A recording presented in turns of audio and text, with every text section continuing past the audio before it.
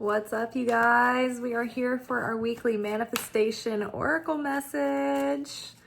We're just taking a look at the week ahead to see how we need to direct our energy and focus towards our manifestations.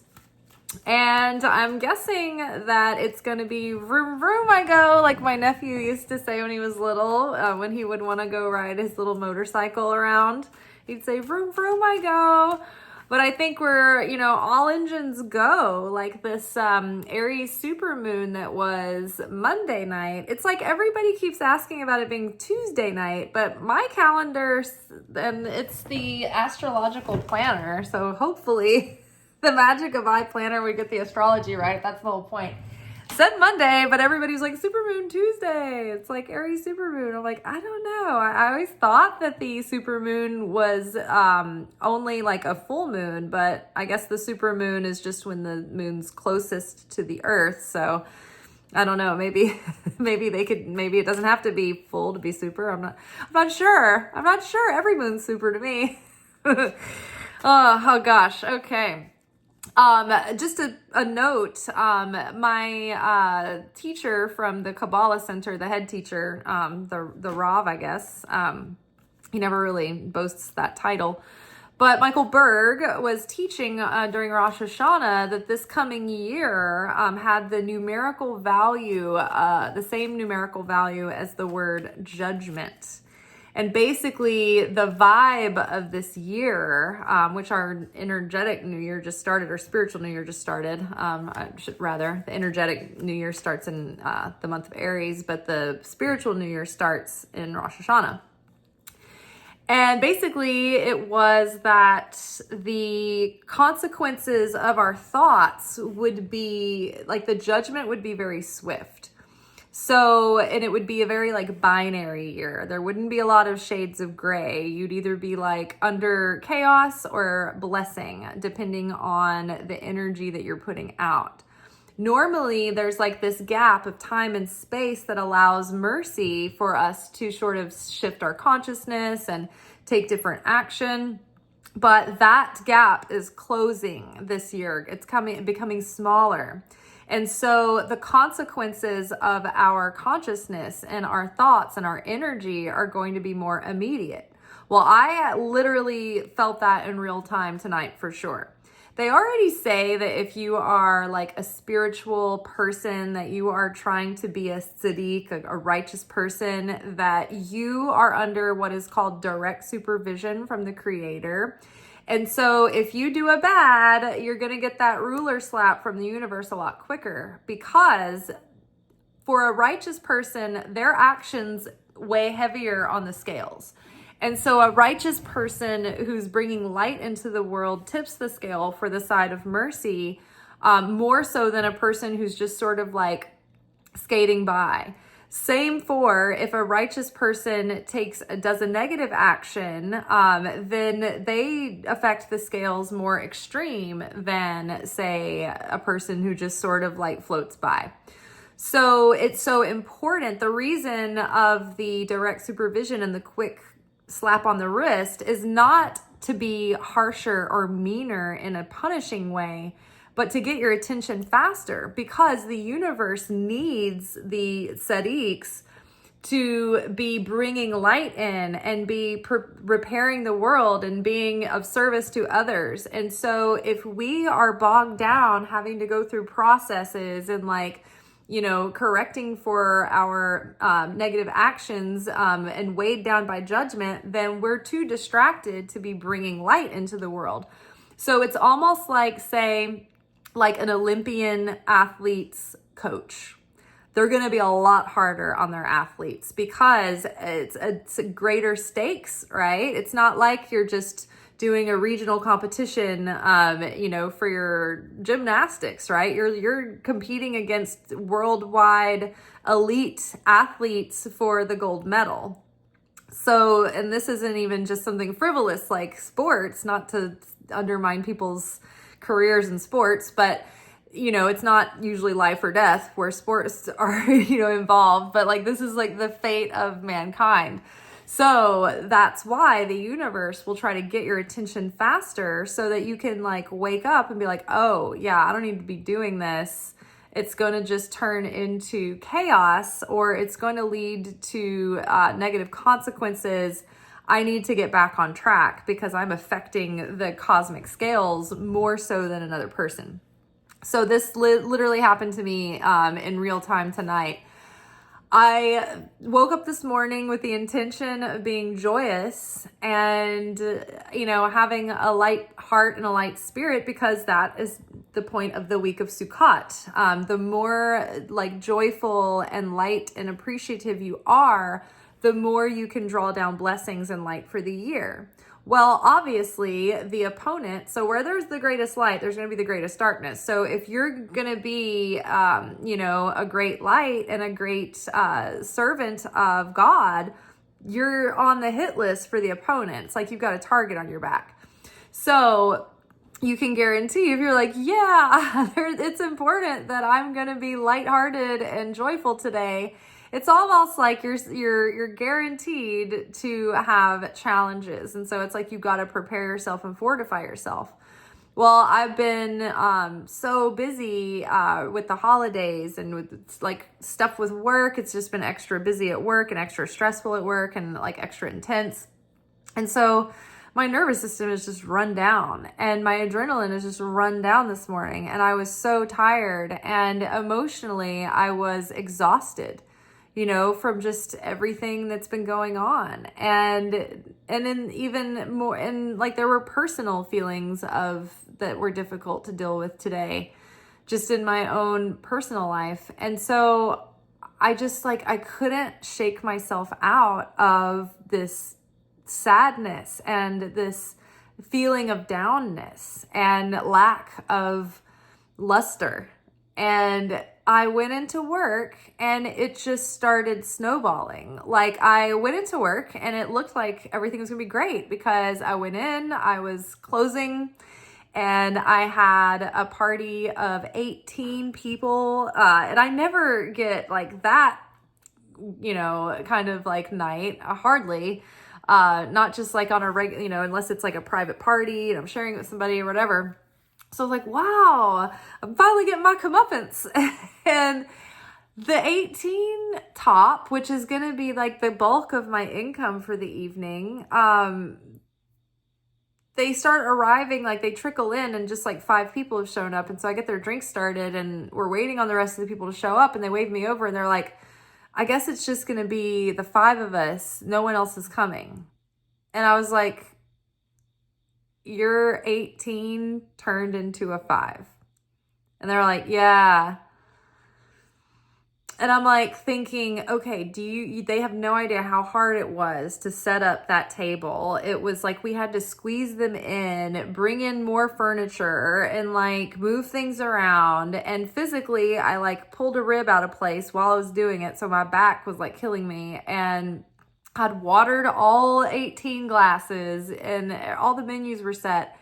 And they were like, oh, well, do you want to condense this down to a smaller table? And I was like, I'm going to have to go talk to my managers. I got to talk to the hosts. We have a full dining room tonight, so they're going to have to figure out what they want to do. And I'm also going to need to tell them to adjust my cover count because this was most of my night. And they're like, oh, we understand. This man turned around and he goes, we understand. We'll make sure you're taken care of. And he like insisted like he understood what that meant. And it's always the kiss of death. When somebody's like, we're going to take care of you, they never do. So I'm like thinking this should have been like a table where just that table of alone, the tip should have been like $200 for an 18 top. So I had a 5 top, and then they're not even getting expensive items. And then like, it's just like, okay, like I tried to like shake it off and be nice and accommodating and roll with the punches. And literally at the end of their meal, they only tipped me like $10 more than they would have anyway on their 5-person check when they would have been 18.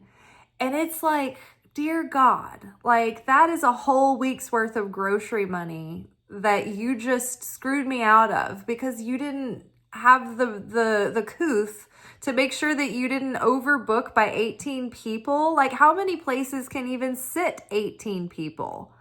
Like, that could have been most of a restaurant's dining room that you just reserved. Like, our restaurant happens to be big, but like, it's still like you're literally like screwing someone out of their whole income for the day.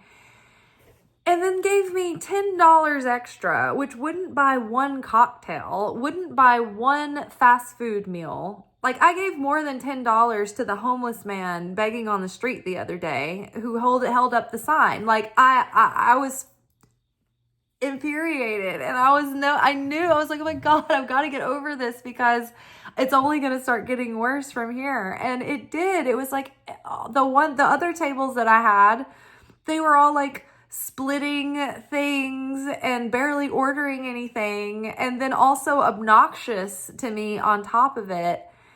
And then there was oh yeah, a couple came in who prayed over their meal and then didn't tip me anything. They wrote $0 in the tip. So the fact that like the seed level of the day started in a state of lack and doubt and fear. And then by the afternoon, I was already feeling the judgment of that seed level of consciousness. Like it happens that fast sometimes. And the one thing I love about working at a restaurant is that you are in spiritual training ground constantly, and you really get your report card every day. You can tell by what kind of tables you get and like what kind of money you make. But yeah, I just needed to give you guys that example, like in real time of like, okay, that's how fast our consciousness can affect like our experience this year. Also, if you go into a restaurant with a reservation, like, get a confirmation, okay? Get a confirmation. It's one thing for like one person less, but like 13 people not to show up, that's a huge amount of people not to just guess that they may or may not come. Unbelievable. Anyway, let's get into the reading about our manifestations this week. How should we approach this? Oh, synchronicity. Yeah, pay attention to how everything adds up, because one thing leads to another. Your prayers and questions are being answered by synchronistic events. Notice them in order to increase their flow. Well, hopefully I won't increase the flow of more nights like tonight, that's for sure. But yes, like looking at things when they're happening, you know, if I wasn't a spiritual person, I would have blindly been in a bad mood all day and then gone to work, and then things would have just started compiling and compiling and compiling. And I would have felt even more victimized because I would have thought it was random or just like, oh, you know, this is just bad luck. Why me? And I still felt like that, even though I am a spiritual person, knowing that I was adding to it, and I almost couldn't stop myself. So pay attention, you know, stop, pause, restrict, and look at the things that are happening and say, okay, why is this in my movie? Why is this here? What am I supposed to see from this? What am I supposed to draw from this? What am I supposed to take away from the situation, right? And there was a time in my life where I would have just been even more downtrodden, and it would have chipped away at my self-worth. But tonight, I realized that, you know, although I did have a healthy amount of anger towards the people that came through, I was also like realized that it was part of my fault too, because I should have had more self-control to just choose to bootstrap up and pull myself into a higher state of consciousness before I went to work.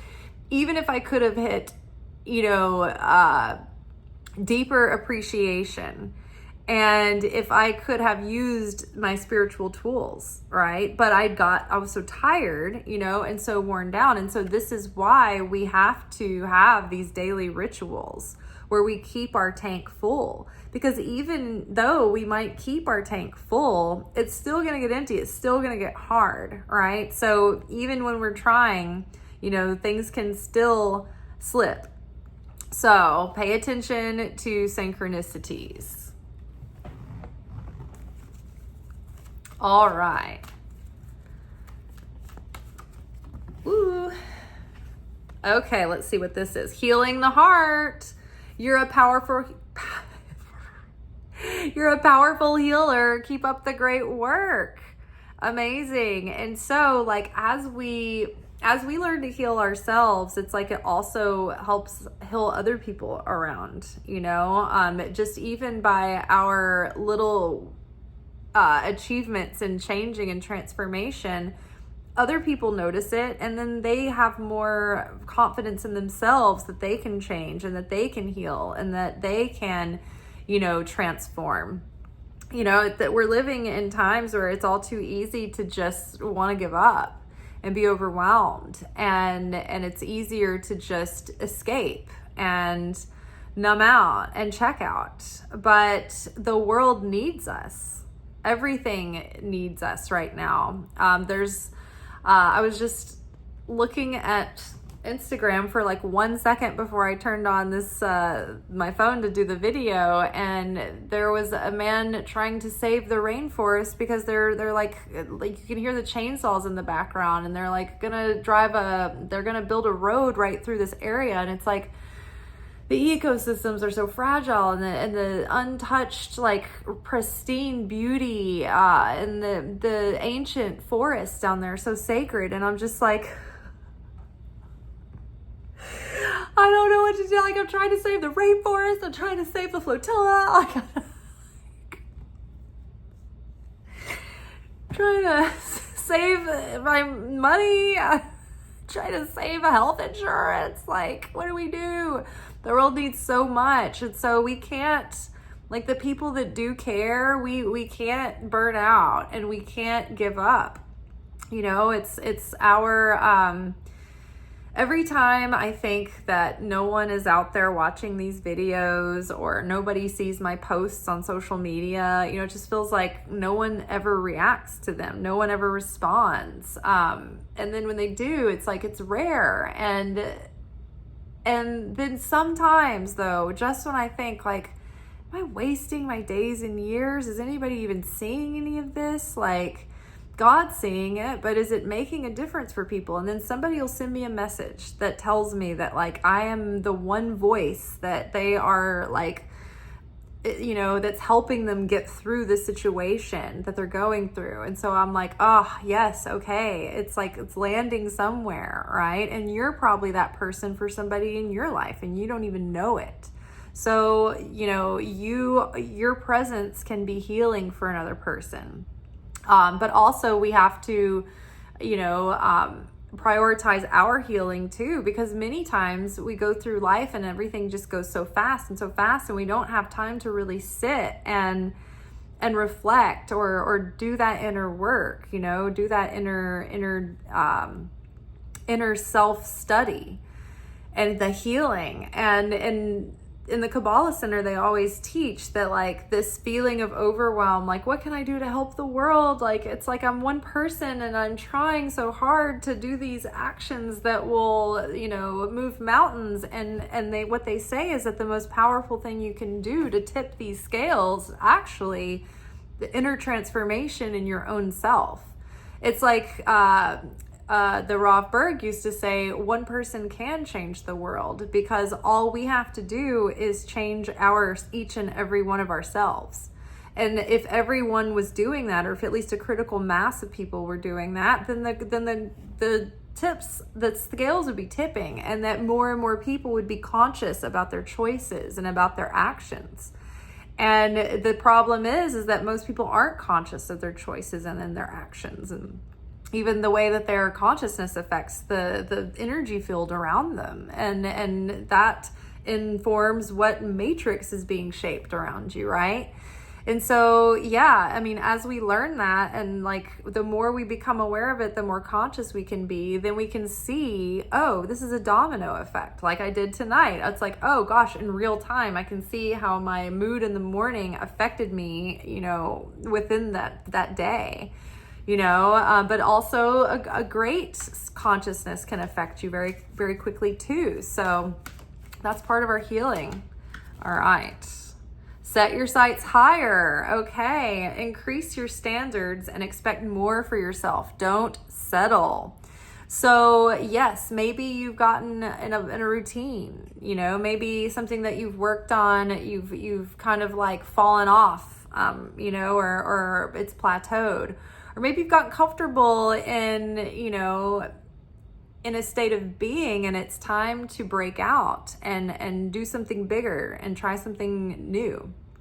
I've been the synchronicities example. I keep having a feeling I need to build a Substack and start fresh with a new like platform, and see if I can grow that, knowing what I know now about how the algorithms work and things like that. And so I keep thinking this, and I keep, working towards doing this, but it's just like life keeps lifing, and I haven't been able to do it as fast as I want to. And now more and more things are starting to come out that feels like Substack and like Patreon are better places to be. And fighting these algorithms, it's like, it's a never ending story, right? You're just on a hamster wheel. But if you can reach people who are already interested in you and know where to go find you, that offers more, So what is it in your life? Like, is there something that you feel like you want to use your talents for or your abilities for that you're not doing? Or whatever you are currently doing, maybe you love what you're doing, but you want to take it to the next level. So we need to set our standards higher and our sights higher. And today I was proud of myself because I wasn't feeling great, but I still got hands on some of my creative projects today. All the ones that I usually try to work on a little bit every day. I was able to do that, and it felt really good. Helpful person. Someone wants to help you. Think of whom that might be and initiate contact. So maybe this week, something will sort of like prompt you to want to, like, you might think of someone that like a colleague or a vendor or a friend who might know something that they could suggest to you. Maybe something comes up in conversation randomly. Or maybe it's just like tonight. Like tonight, I just kind of like told my manager about what happened and just general like things that could probably prevent things like that. And she was like, yeah, and she seemed very, it was like very approachable and receptive and helpful, So it's like, maybe there's something that you've wanted to speak up about, but you felt like it might fall on deaf ears, or, it might not be received well. And maybe that's just an assumption, and maybe that your fears are more imagined than real.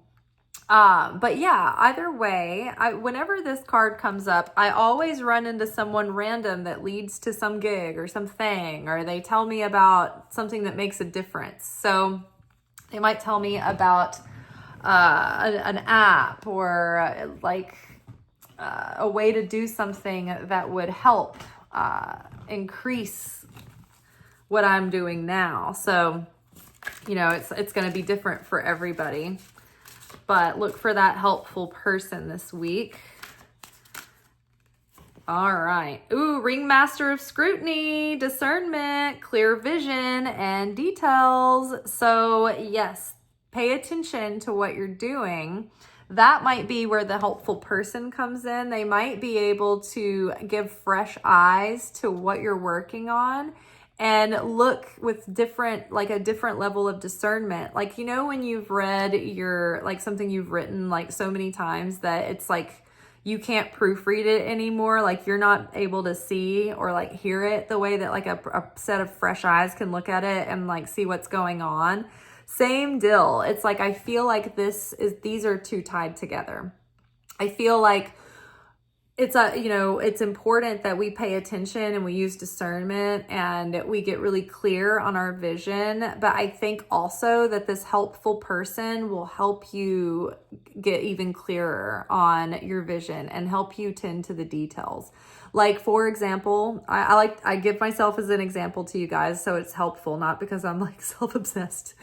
But today even, I went through and I looked on Instagram with like similar like subject matter as I make. Like, I make tarot, I talk about scripture, I talk about Gnostic gospels, like, so there are other creators that are in that realm, but no one's coming from the angle that I am, right? Everybody's got a unique perspective and a unique voice. But I was like, what are they using for hashtags? Like, maybe I need to like ditch all of the keywords and the hashtags that I've been using and refresh those and get some new ones and use new ones again.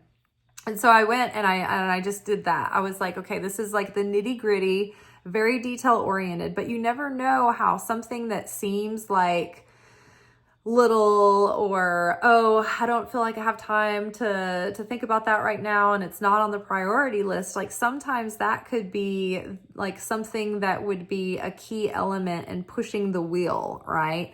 So think about the things that are going to push the needle forward and think about those details. Can you like reevaluate things like that in that nature? Could it be, I'm using social media because that's what a lot of people need to do now for any business that they run, right? It's annoying. It's like, can't we just go back to doing our art and having our small businesses and not have to be content creators also? But like, my content creation is built into my business. But yeah, so it's like you have to be an expert in so many things anymore. And so, yeah, I mean, it could be the time of day that you're posting. It could be the platform that you're on, right? You may be unintentionally shadow banned.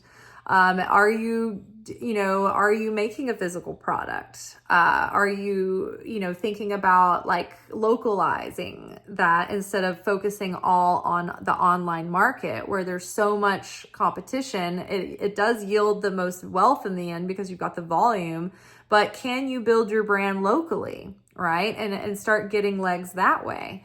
A lot of the girls that I work with are creative also, and they have done their own poetry books and things like that. And I have brought up to them before, like, hey, don't just leave it all to Amazon. Like, you should take your books into these like local gift shops. Nashville has so many cute gift shops, and it's like, having that in a shop like that, people would pick it up and want to buy it. And then you're starting to build your name locally where people go into a physical place and they have a memory and they're in this like, sensual, seductive shop mode. And they love the shop and it's all romantic. It's a very wonderful experience. And they see your book there and it's charming and they pick it up and they're like, oh, I'm flipping through. I want to have it, Whereas like if you're just browsing online, it's like, what are the odds that someone's going to come across your, unique specific perspective? And that's kind of how it is. Even if you put yourself out there in the algorithm, it's like, are you really being exposed the way that like we think we are, or we think we're going to be? Like, even one of my friends that I'm talking about is viral. Like, she has like over 100,000 subscribers, and you'd think that would equal sales, but it doesn't necessarily. Even when people like your work and they see that they like your videos and things. And so it's like we need to get back to going back into these physical spaces and localizing our branding and getting, things in people's hands. Sometimes I get down on myself because I did this jewelry line and I put it on Etsy and I put so much work into it and so much work. And it's like, you're just buried in Etsy and it's like, then they take a portion of it and you're just like stuck next to all these people that like are, lowering and lowering and lowering their prices. And like, you have this beautiful packaging and all this stuff. And you start to like doubt yourself and you're like, well, maybe my stuff isn't very good. And then you look at it and you're like, no, it is good. It's beautiful. But I took a package into this girl at work for her birthday and she just went over the moon over it. And, we forget that like, it's those little details that make things so wonderful, and it warms it up and it makes it special. But like in this world where everything is just this cold package, boring, so don't give up on yourself. Maybe you just haven't gotten to be able to see firsthand how your thing brings light and joy and how others appreciate it, right? So look at the details of like how you're approaching what you're doing. Could you shift your strategy a little bit? All right, and one more card.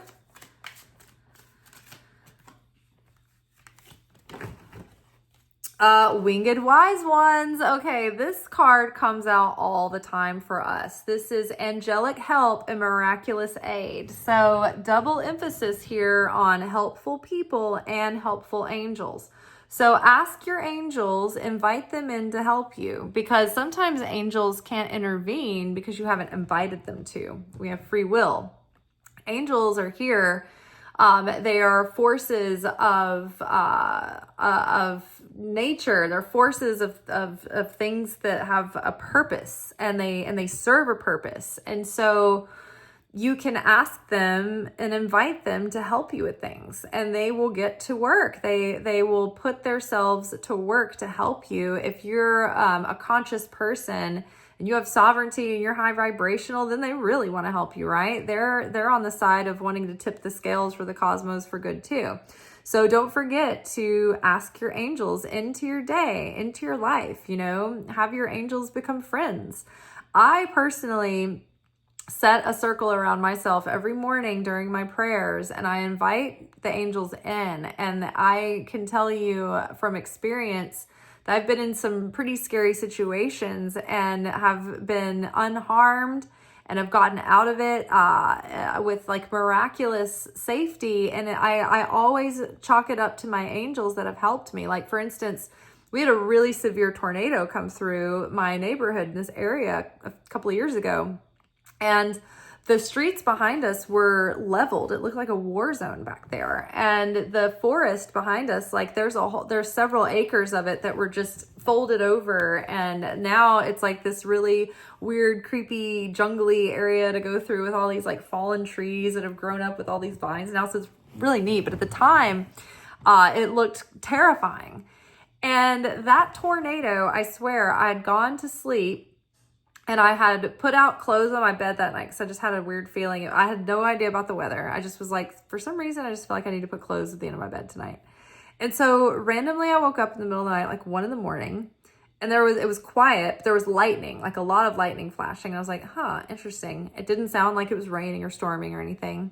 And I went downstairs and I looked out the window into the back, and the trees, the wind had picked up and the trees looked like they were going to fold over. I didn't think any of the trees were going to be left standing. And I remember just thinking, well, I guess I'm either going to be totally fucked or I'm going to live. I don't know. And I was so calm about it. I was like this like crazy level of just like chill. And like I live in a house that doesn't necessarily have like, it's not super sturdy. Like there's no really good place to take cover in the event of a tornado.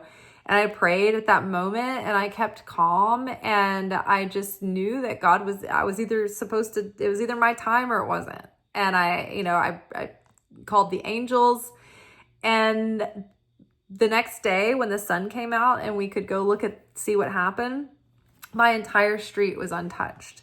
Not a shingle was loose, not one trash can over, no debris in our street at all. But you went around the corner, obliterated, war zone looking, like flattened, like most of the houses had to be rebuilt.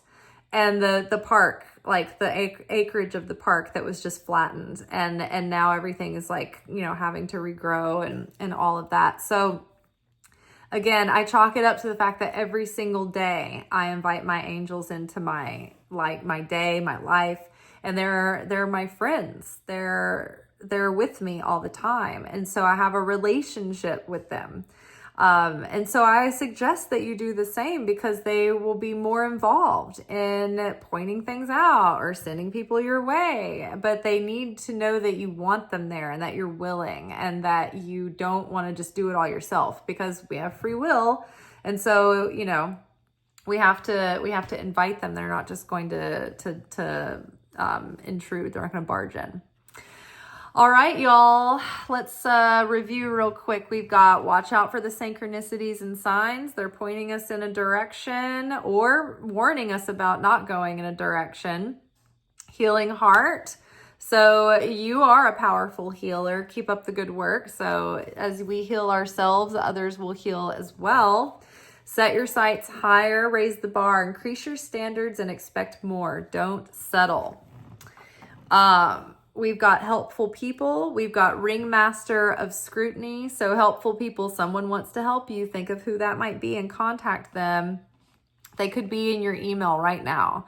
I'm bad about checking my email because it's not really, I don't need to use it a lot anymore. And I need to get in there and make sure that no wedding planners have reached out to me about tarot reading, right?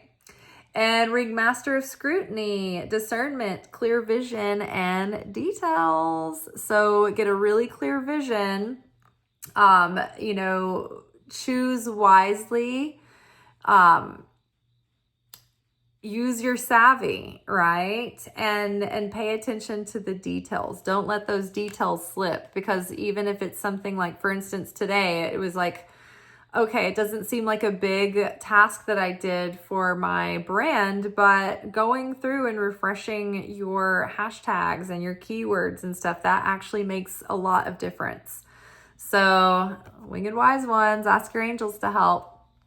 All right, that's all for tonight, you guys. We will be back together tomorrow for our weekly alchemy message, where we will unpack the lessons that we've been working with for the week and how we're approaching them. Until then, I'll see ya. Peace.